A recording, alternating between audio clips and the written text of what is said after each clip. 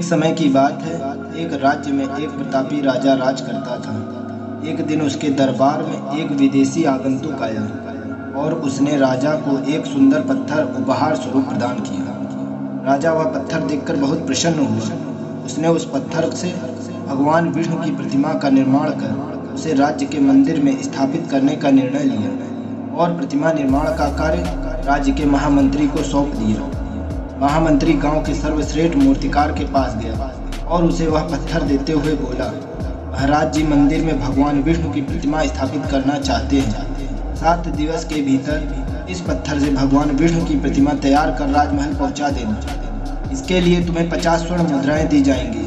50 स्वर्ण मुद्राओं की बात सुनकर मूर्तिकार खुश हो गया और महामंत्री के जाने के उपरांत प्रतिमा का निर्माण कार्य प्रारंभ करने के उद्देश्य से अपने औजार निकाल लिए।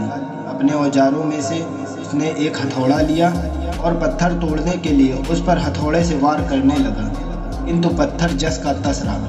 मूर्तिकार ने हथौड़े से कई बार पत्थर पर किए, किंतु पत्थर नहीं टूटा।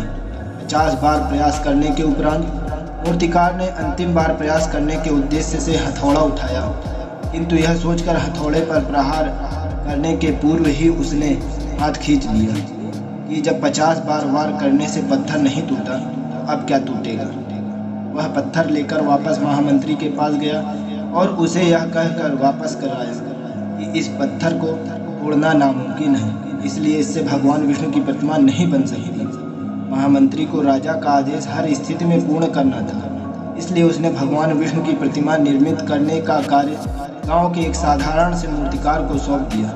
पत्थर लेकर मूर्तिकार ने महामंत्री के सामने ही उस पर हथौड़े से प्रहार किया और वह पत्थर एक बार में ही टूट गया। पत्थर टूटने के बाद मूर्तिकार प्रतिमा बनाने में जुट गया।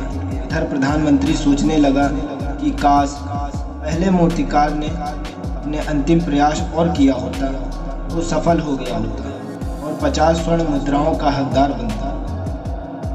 मित्रों, हम भी अपने जीवन में ऐसी परिस्थितियों से दो चार होते रहते हैं।